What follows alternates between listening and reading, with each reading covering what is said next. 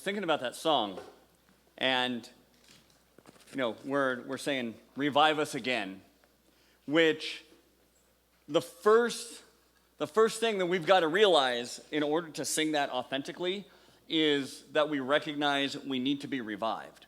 And I just want to I'm not going to have you raise your hands or talk about how you need to be revived, but I want you to think about your life. What in your faith, when it comes to trusting God, either with his plan or trusting God as you're going through something difficult or whatever it is, what is it that you need to ask God to revive your faith in that area? How many of you have taken a CPR class? Anybody?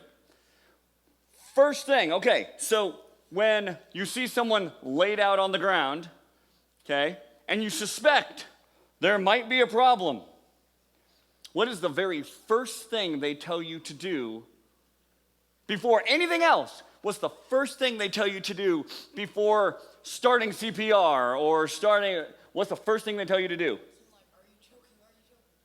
Ask if they're choking, yeah? Before 911.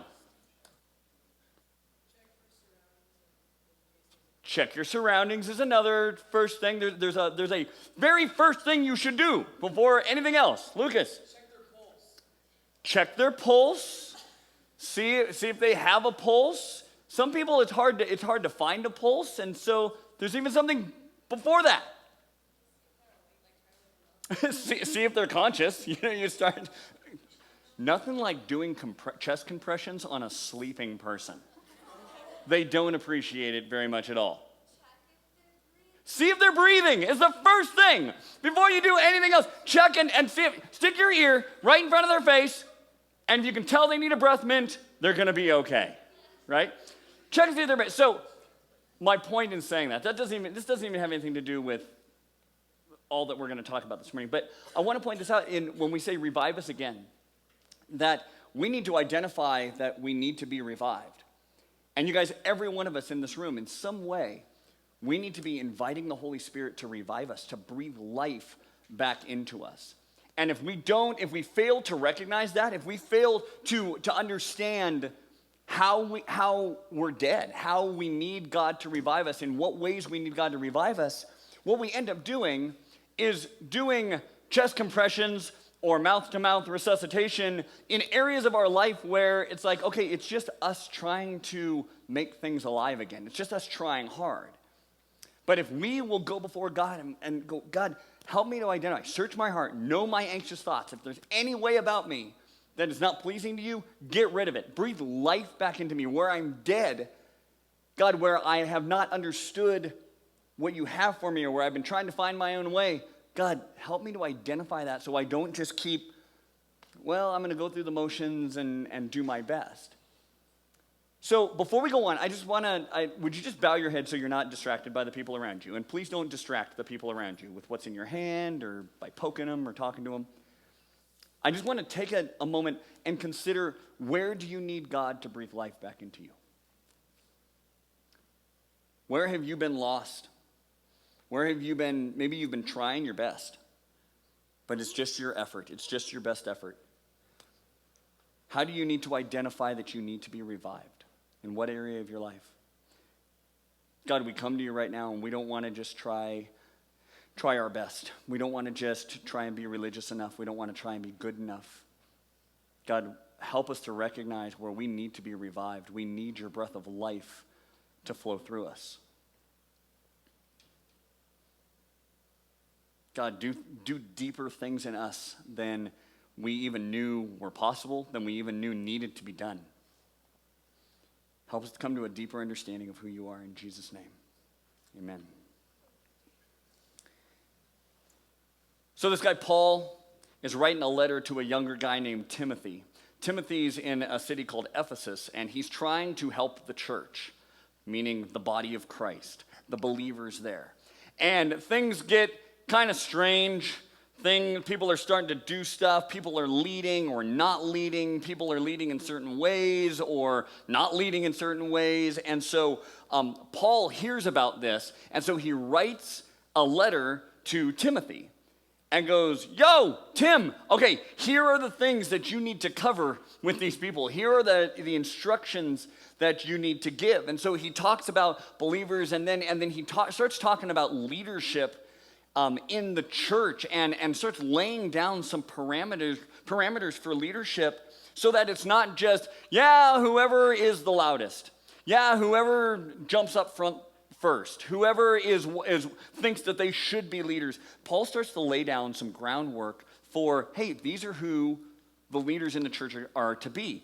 Now, that being said, he's not saying, and only those who are put in those leadership positions are supposed to live this way. Paul, in several of his other letters to other places, talks about how this is the call of Christ on our life. And so if you're here this morning and you call yourself a Christian, this is a call of Christ on your life. This is what it is to live out what you say you believe. Now, it's a requirement if in the church you're going to be placed in a leadership position, like as an elder. Or next week we're going to talk about a word that we don't really ever use ever, other than when we're reading this passage, deacon. But if you're put officially into one of those positions, these are requirements, but these are also things that we are called to live by as we live for Christ. So, 1 Timothy, and this is the 3rd chapter, it goes like this. This is a trustworthy saying. If someone aspires to be a church leader, he desires what? An honorable position. So a church leader must be a man whose life is above reproach, meaning blameless. Doesn't mean perfect. It means that they are living in a way that is seeking God, and if they do something that is outside of what God calls them to, or outside the way that a Christ follower should live, they recognize that and seek forgiveness or seek redemption, whatever it is. So a man whose life is above reproach, he must be faithful to his wife, exercise self-control, live wisely, have a good reputation, enjoy having guests in his home, and be able to teach, not be a heavy drinker or be violent. He must be gentle, not quarrelsome, and not love money. Now, that's half of it. So, as you look at that, as you look at these things, this is somebody you'd follow, right? This is somebody, I mean, you see somebody with these kinds of characteristics, there's nothing up there, you're like, not quarrelsome, I'm not following that guy. Give me somebody who's quarrelsome. You look at this and we're like, yeah, this is somebody whose life I would look at and be like, okay, I would trust where they're leading. If they tell me to do something, I'm going to trust that it's coming from these good places. He must manage his family well, having children who respect and obey him. For if a man cannot manage his own household, how can he take care of God's church? And a church leader must not be a new believer, because he could become proud and the devil would cause him to fall. Also, people outside the church must speak well of him, so he will not be disgraced and fall into the devil's trap. So last week, we talked about consistency. And how it's important where you're not just, hey, you're one way at church, and yeah, hey, you're high-fiving each other, didn't even say the F word at church, yeah. Or whatever you're saying, hey, I didn't tell a lie, hey, I didn't, call that girl ugly, hey, I didn't, whatever it is. And then you leave here, and you live a completely different lifestyle, and you're gossiping, and you're rude, and you're talking about people, you're quarrelsome, whatever it is. And so the consistency in the life of a leader and in the life of a believer is so important. Now, how many of you follow Exit 83 on Instagram? Okay, a lot of you, okay? Now, let me tell you this. If you have Instagram and you don't follow Exit 83 Youth, I would encourage you to do that, because there are times that we'll put stuff up there that's either information, or we'll give you kind of a heads up for, maybe this is something we're going to talk about on Wednesday or on Sunday or whatever. If you don't have Instagram and you're like, yeah, my parents are dumb parents, I get it, okay. Let me tell you this. You are absolutely as much a part of this group. You are not missing out on things, and we're not like looking at it like, oh, okay, all the non-Instagram people sit on this side and all that. It's not that. And so honor your mom and dad, what they've asked you to do, and when they feel the time is right for you to have social media, great. Then you'll have the opportunity to live that out responsibly. Yesterday, I put up a poll that said, would you rather play Simon Says or follow the leader? Okay, now, how many of you in here say you would rather play Simon Says? How many of you would rather play Follow the Leader? Okay, hold on one second. I forgot my phone back here. We're going to get up to the minute. Let's see where it is right now, okay? As of right now, 86-14 Simon Says. 86% of you say Simon. Now, for those of you who say you would rather play Simon Says, why? Carter.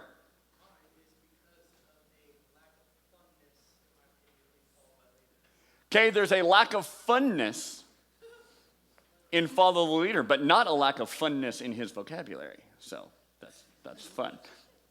Riley. The what? You don't know what Follow the Leader is? It's where you follow the leader. And whatever they do. Whatever the leader does, you do. Okay? So Follow the Leader is like a copycat game? Okay? I'm just hearing about this too. Yes, it is. Follow the Leader is a copycat game where there's somebody up front and you do whatever the leader does. Evan. Simon Says it's cooler. Why? Just Evan declares. Simon Says it's cooler. Caden. Simon Says it's challenging because you could get tricked, right? There's an element of trickery, which could add some funness that Carter was referring to, I suppose. Yeah. There's competition in Simon Says. Now, what are some of the, maybe the things that would not be so great about Simon Says?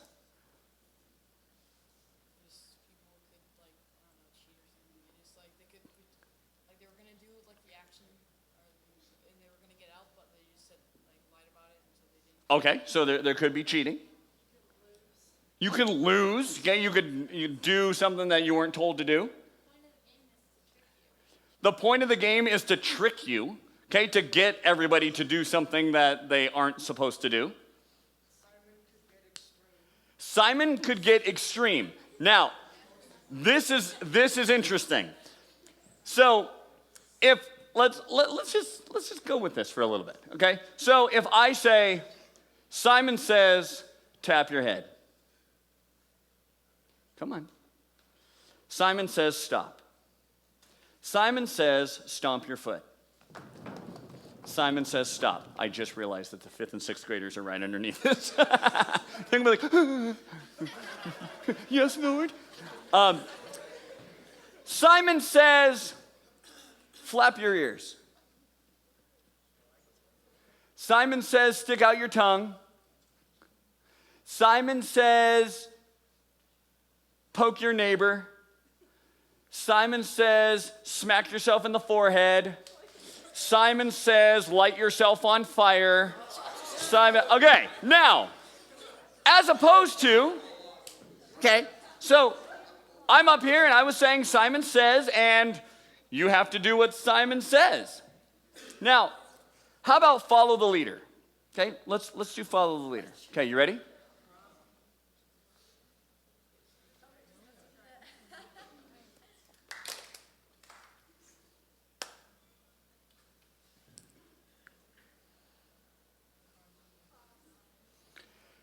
Now, game over now. Now, the difference between Simon Says and follow the leader is in Simon Says, does Simon have to do what they're telling everybody else to do? No.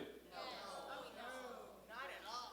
I can stand up here all day and be like, pull your own hair out. Bite yourself in the tongue. I don't know why I said it that way. I guess you could say bite your tongue. Bite yourself right in the tongue, right?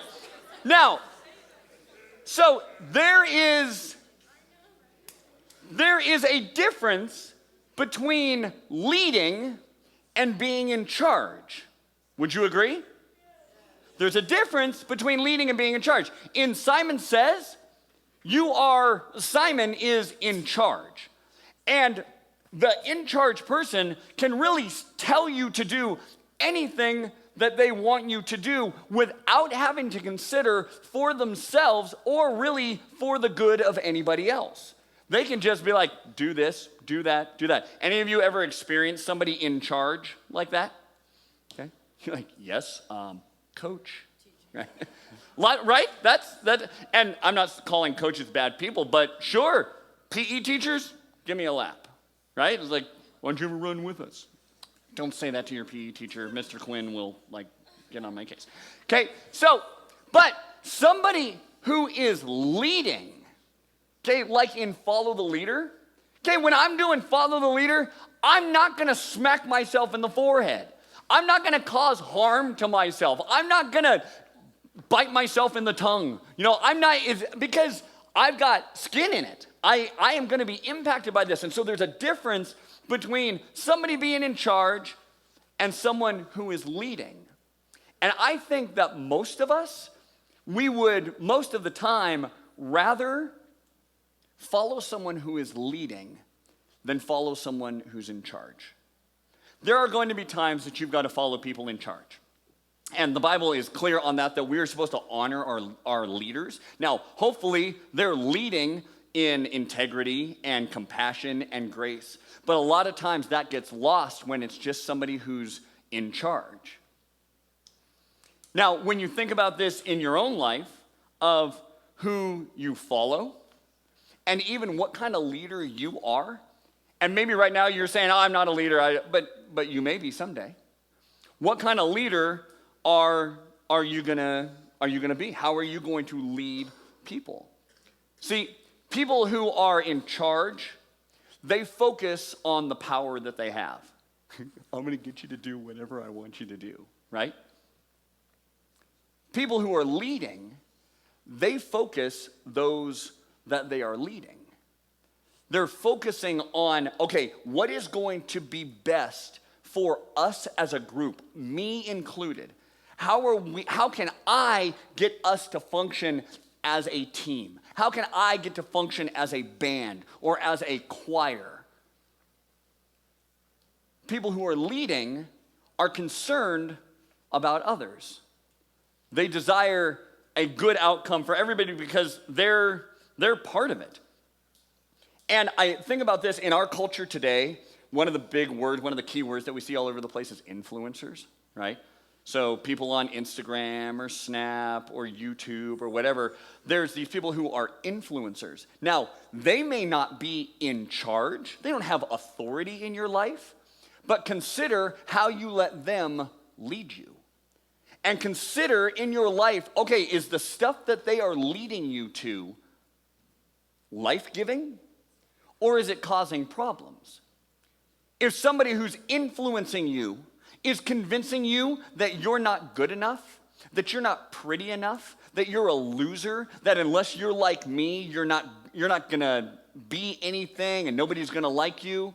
See, you are giving them power in your life. They are being in charge of your life simply by being an influencer. So let me ask you this, what are you influenced by?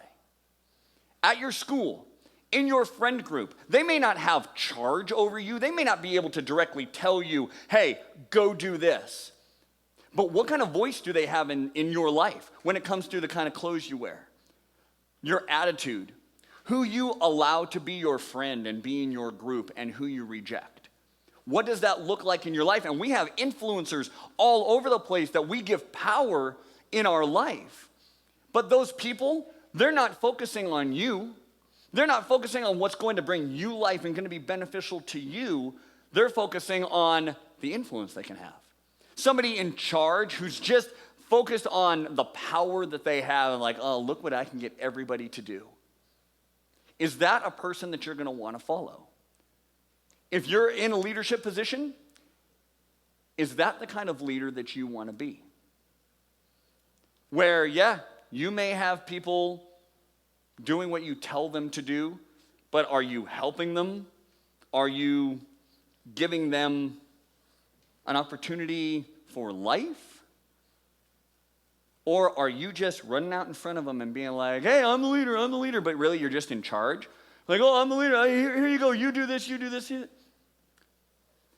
I read a quote that said, a leader without anyone following them is just someone taking a walk. Like, man, in my life, how has that worked?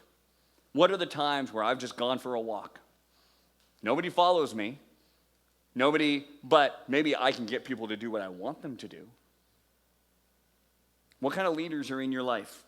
What kind of leader are you? And we have those influencers, and there's the Bible talks a lot about leadership and about power and how we use that power. And there's a few things that I just want to point out to you today. And you guys, I'm not going to wrap this up in terms of like, oh, so there you go. This is how you think about it. And this is going to be on you. What kind of leader you're going to be, what kind of leaders you look to, what kind of things you allow to influence you, and how you're going to respond to leadership. In Matthew, the book of Matthew, it says this: "You know that the rulers of the Gentiles lord it over them, and that their high officials exercise authority over them." Okay, they lord it over it. It's like they just use it for power. They're focused on their power. And here, what he's talking about, the Gentiles, these are non-Jews. Okay, and so these are people, what he's referring to are people who are not following God, they're not seeking God, they're not looking for God's way of doing things, not looking for God's way to lead people. And so what's happening is they're leading people, but what they're doing is lording their authority over them. And what kind of life is that? Abraham Lincoln said it this way: if you want to test a man's character, give him power. Because that's going to really demonstrate, are you just in charge? Or are you looking to be a leader? And what kind of leader are you going to be? He continues in Matthew, "Not so with you. Instead, whoever wants to become great among you must be your servant, and whoever wants to be first must be your slave." Now, Paul is talking to Timothy and going, look, the way the church has to work is this: that leaders need to lead in a way that is going to honor Christ, that is going to lead people to life. And if you're just looking to be in charge, you're missing it, because what Jesus said is whoever wants to be a leader has to be a servant. We hate that, right? Anybody here uncomfortable with that? I get uncomfortable with that. It's like, oh, but if I'm not on stage, what if people don't look at me? What if people don't listen to me? Man, if I'm not the loudest person in the room, well then how is anybody going to know the important stuff that I have to say? And yet, what's laid out here is that whoever wants to be great, you've got to be a servant. And we're going to talk more about this next week upstairs for Youth Sunday. We're going to talk about serving one another and allowing God to use you in such supernatural, powerful ways. It's undeniably God. Because the stuff that we want to do focuses on us. Focuses on what we want and how we can have power. But here, Jesus is going, look, whoever wants to be great, you have to be a servant. So I'll throw that out to you. How servant-hearted are you? How willing are you to serve? The people around you, your siblings, your family, your friends? Is it always about, hey, me first? Go to a 6-year-old birthday party. I guarantee you 100% of the time, somebody goes, okay, it's time for cake. And what does everybody do? Runs to get in line, right? And everybody is like, the birthday boy. They're like, hey, shut up. And it's everybody wants to be first. Okay?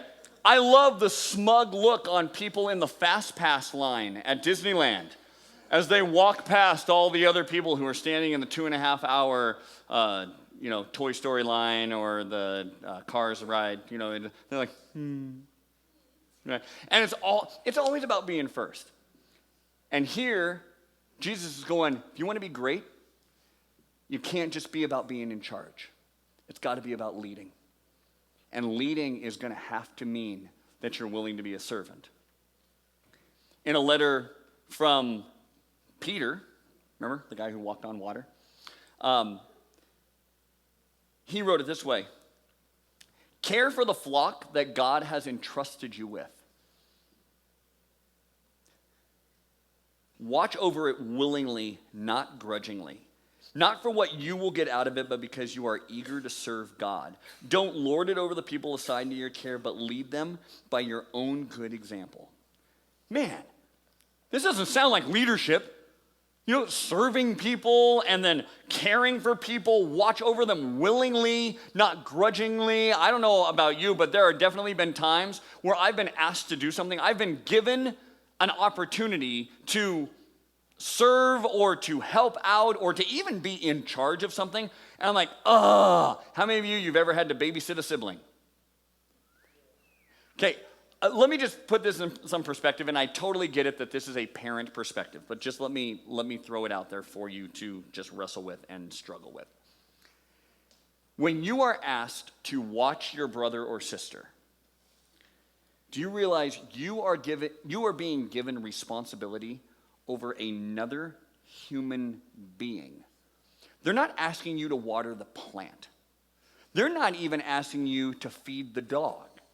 They are saying, here is this human, which your mother expelled from her womb. Keep this human alive, right? We're going to go eat food. You keep the human alive. And I get it. I was the oldest of 3 boys, right? So I had younger brothers. I get it, man. My parents came to me, Jeff, tonight your mother and I are going out for a date. We're going to smooch. You are responsible for making sure that your brothers remain breathing without the need for CPR. Quick story. I was probably 13. No, I was maybe a little older than that. No, yeah, I was probably 13. And there was a movie, that's an old movie, and then they did a remake of it called The Karate Kid. In the old movie, in the old Karate Kid, there was this move called the crane move, okay? Are you familiar with the crane? Okay, so he goes like this, you know, and he raises up, because this doesn't tell your enemy what you're about to do at all. He goes like this, and then he goes, because all of that, I mean, it's totally catch your enemy by surprise. So if you ever get in a fight, never mind. So my little brother Brian, who at this point would be 9, goes, hey, Jeff. Whoa. Now, me being the sophisticated 13-year-old fighter that I was, I'm like, oh. Brian goes like this. He goes, hi! Okay, totally gave it away. So if you ask me, he asked for it. He goes, hi! And he kicks. And in my ninja-like reflexes, I grabbed his leg. My brother Brian, who to this day is only like 5'6", his leg's like up here, right? And he's like, hey, let me go my leg. I'm like, huh. Brian then channels Jackie Chan. Or whatever kung fu fighter you enjoy. And he decides that while I'm holding this leg, he's going to jump into the air and roundhouse kick me with this leg.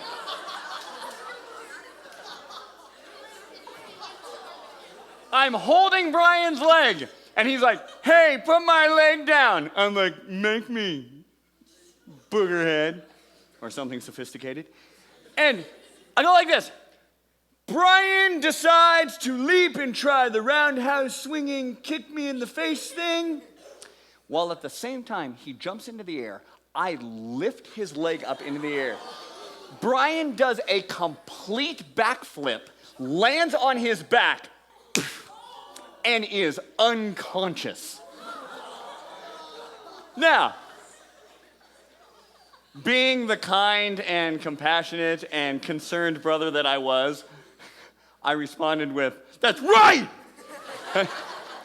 Brian is unconscious on the ground.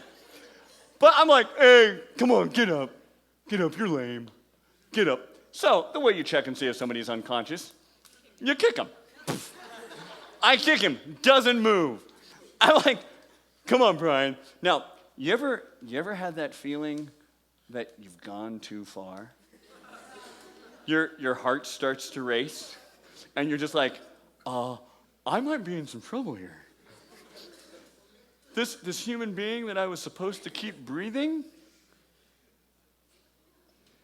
I didn't notice the blue around his lips before.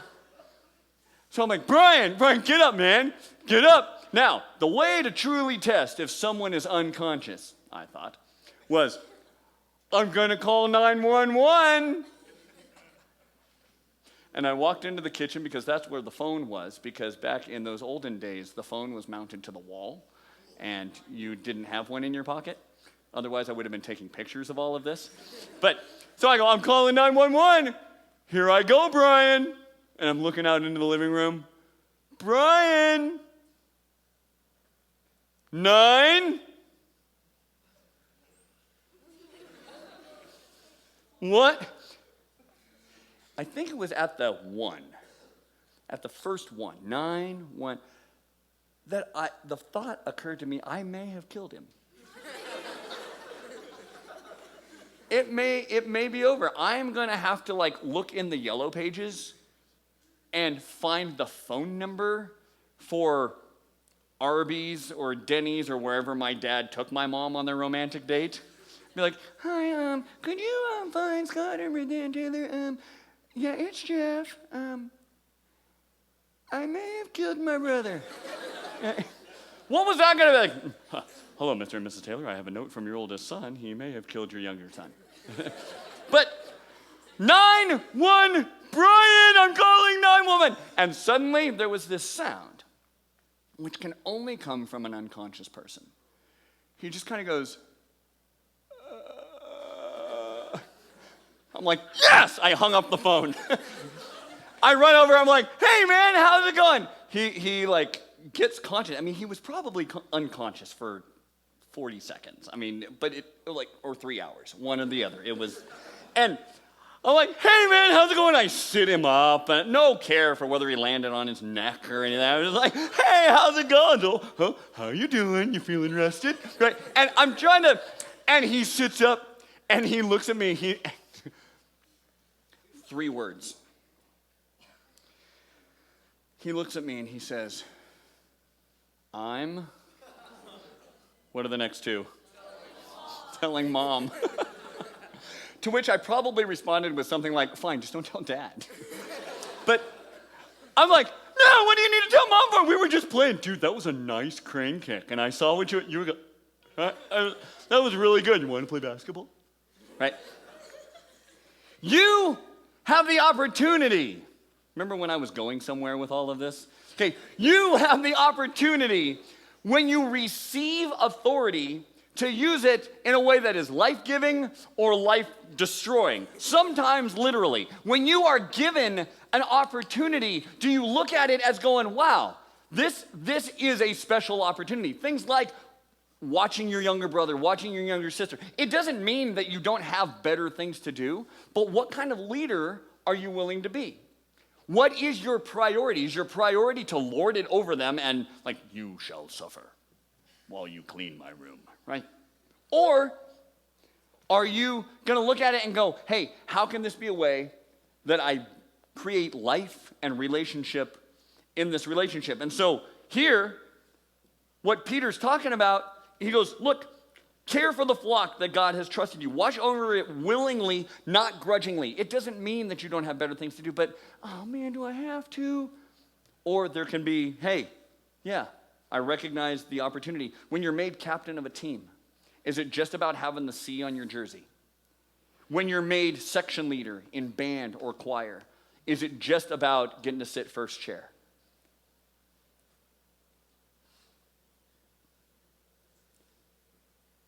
Watch over it willingly, not grudgingly, not for what you'll get out of it, but because you're eager to serve who? You're eager to serve who? God. See, in the end, this all comes back to who are you serving? And a lot of times we don't want to serve people, but man, do you want to serve God?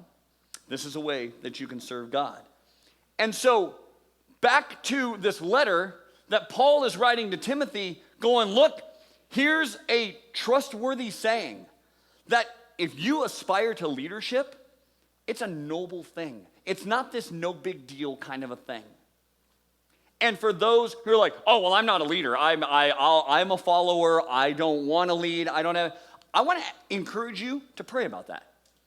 I want to encourage you to pray and consider, God, what are some opportunities that maybe you want to give me as a freshman in high school, as a new 7th grader, as a now 8th grader, as a senior, as a freshman in college, as a wherever, are you looking at it and going, look, God, I want to be used by you in whatever way you want me to. And maybe you don't even have a view of that yet. Will you pray and ask God what he wants you to do?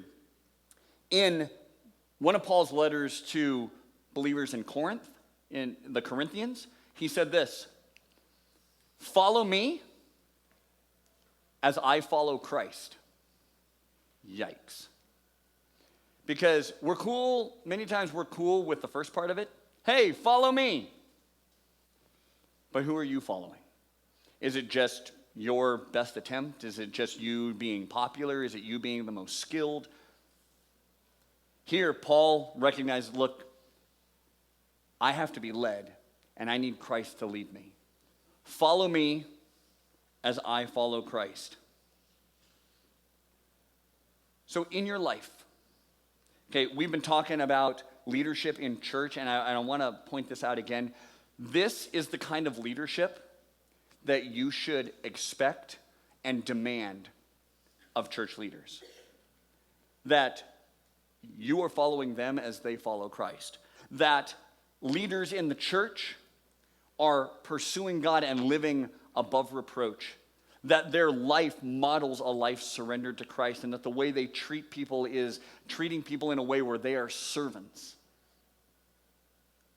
And it is also the call on our lives as believers. Because guess what? You can have all the intention in the world of letting everybody know that you're a Christian and what church you go to, and that you're part of Exit 83, and you can wear the sweatshirt and have the bracelet and the lanyard and the t-shirts and the hoodies and the beanies and the hats, and we got a lot of merch, and you can wear it all.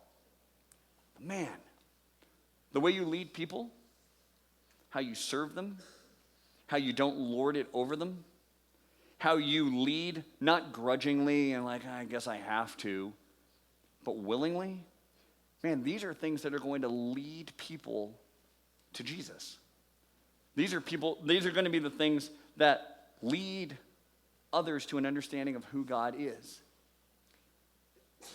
In James, it says, not many of you should become teachers, my fellow believers, because you know that we who teach will be judged more strictly. So there's elements of this where it's like, you better take leadership seriously. If you're going to speak into the lives of other people, it better be what is supposed to be spoken. But when we're inconsistent, when we're hypocritical, when we're judgmental, when we're hurtful with the things that we say, man, that kind of leadership is so destructive. So all these influencers, and maybe you're in the room. Maybe you've got a YouTube channel, maybe you've got all kinds of Instagram or Snap followers, and you're an influencer in some way. What are you influencing people toward? What is the attitude that you're influencing them to have? What was the movie? Oh, Camp Rock. You guys remember Camp Rock? And it's mind-blowing. The way that they treat each other and the way they talk, it is like, oh, well, you're not this. Oh, well, I'm so much better than this. I mean, and I think about it, it's like those kinds of influences, those things will influence people. But man, influence them for what? And I want to encourage you, as you go here today, I told you, I'm not going to solve this for you. I can't solve this for you. I can't command you. I'm not in charge of the way that you live your life. But here's what I know. God wants to move in you, and he wants to move through you. I guarantee it. How you allow that to happen is going to be marked by how you respond to leadership and how you are led. And you could be like, nah, I'm good. I'm just going to kick it. I'm just going to sit back and let other people handle stuff. And there might be situations where that's what you're supposed to do. But man, when we just sit back and we go, who cares? or we use our influence, we use who God has made us to in ways that lead people away from what God is calling them to, we miss it. And we're going to settle for so much less. So God, I ask that you would this morning help us to have an understanding of what leadership really is, healthy, God-honoring leadership. God, I pray for everyone in this room and the opportunities that each one of us has to be leaders, whether it's leaders with our siblings or at schools or in groups or hobbies or whatever it is, God, that you would remind us every day what it is to be a leader that honors you. God, what it is to serve people, not grudgingly or because we have to, but because, God, by serving others, we're honoring you and we're serving you. So, God, show us what that means and help us to live a life that is worthy of your calling on our life. In Jesus' name, amen.